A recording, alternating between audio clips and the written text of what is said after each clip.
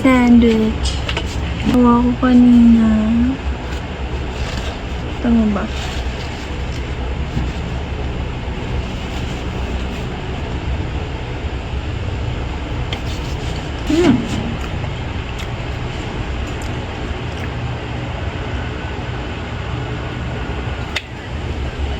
So, kanina is first day ko.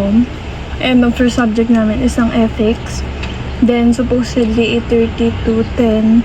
Ang class ko is Health Information System. But, nag-announce kahapon na walang pasok. So, ginawa ko, inasikaso ko na lang sa ID validation ko and sa registrar. Mamaya mga 10, ayos na ulit ako. And ang next schedule ko is ang purposive com. So, ayan. Kain muna ako. Guys, first day of school tendencies. Ayan o, bagong-bago yung sapatos niya. Sumasakit. Si Iris nga pala yun. Oo, kasi Din nga pala yun sila. Oo, ano sabi niya? Wala, nakatalikod siya. Pakit ko.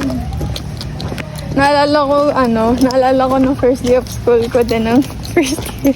Dumugo yung paltos ko talaga. Ako din. Grabe. Uy, Tapos alam mo sa sobrang... Yung sa paa ko tanggal talaga. Tapos sa sobrang halata niya, inabutan ako ng band-aid nung hindi ko kakilala. Inabutan, sabi niya, oh, dumudugo na kasi yung bumakat sa medyo. Kamusta yung lamo? Ano pa lang, word pa lang nalo. Nakakakaba na. Parang tinaramdaman ko na yung magdudulsa ako ngayon siya. Ang daming ang BSA kanina ng klase ko eh. Kaklase namin ni Sophie si Bridget. Katabi ko si Bridget. Pati si Elaine. So kami yung apat, need na apat ko sa yung ano. apat. Ano? Padugo na doon. Patingin? Talaga yung Good. Guys, we're having lunch. Isay wala daw cheese.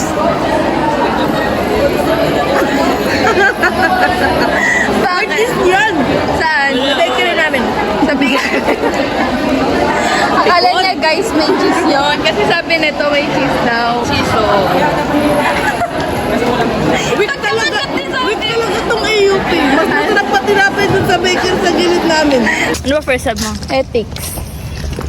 Ay? Ethics.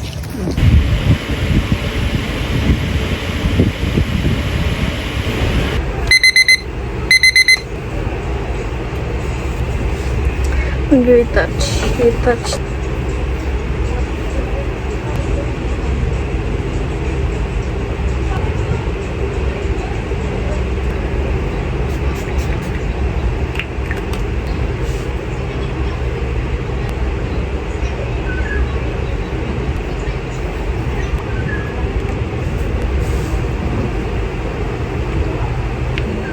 Glasses on. Support.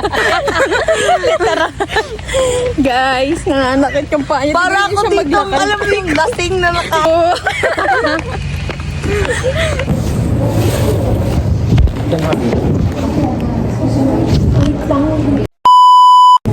Bayad niya sa akin to para sa lahat ng pambubulabog na ginawa niya.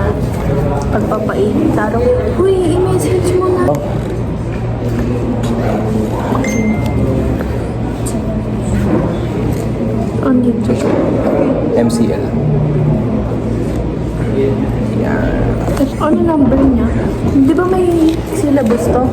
Nasend ko na po yung form. Huwag ganun. Formal nga eh. Saan exam? Ha? Ano tapos na? Ano ba yung gusto? May pupunta daw sa Isay. Doon na lang pa ako eh. Oo. Gusto kong mag-take. Ba't ba ako pinakompose mo? Siyempre ko Kahit tas tanong mo na rin. Taas ko nga doon, pasado nga.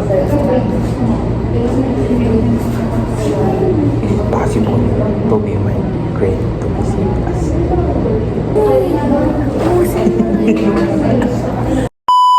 Hi guys! So, kakatapos lang ng last subject namin. I-sensor. Sira ulo ka. I-sensor ko sa, sa campus. Yeah. It's been a while na rin since ngayon na ulit ako. Nakipag-socialize ka. Oo. Kaya parang di mo ulit alam paano. Oo. Lamig dun sa room namin.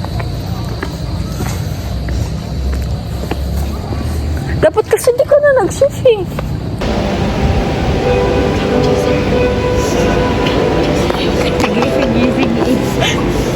Hi guys. Dito kami ngayon sa PIC kasi mag-worship ka. Midweek. Mother here to worship your name, and so the way that the least name, Christ will give you my prayer. Amen.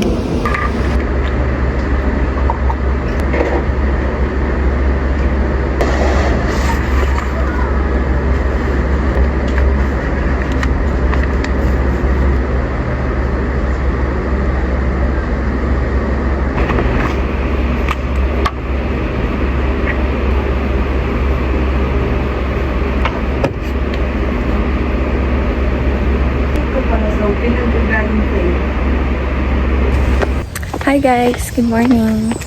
So ngayon, ang class namin ni Sophie ay Histolic.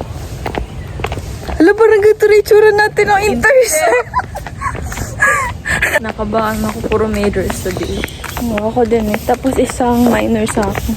Puti ka nga, 3 lang subject na eh. Puro major naman. O at least 3 lang. Lab ngayon? Okay. Lagpas tayo din. Dito, tama. Ito. Regularly unsubmitted requirements of time. However, if the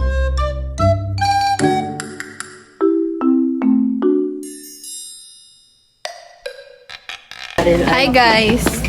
O, eyes! Exposure Tara na na, hinahanap mo. Mag-exposure ka na. Hi guys! So we're finally done with our 3rd class. Pati yung Plastic. Ay! Second, tama. Kasi I'm going to my 3rd class. Ito mag-wish para ma-monetize. Halikot! Halikot!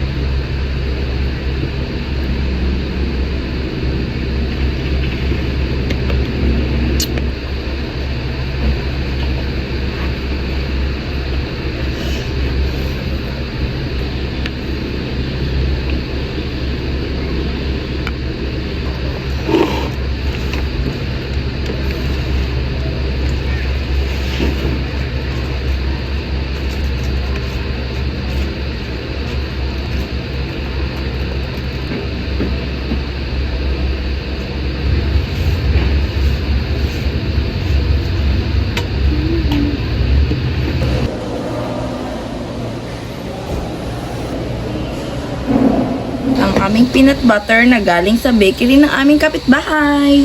Sarap niyan. Mm. Parang endorse. Wait patiently.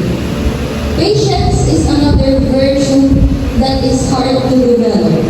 It's not easy to be patient with something. Sure, it is easy if you're waiting for something that you really like.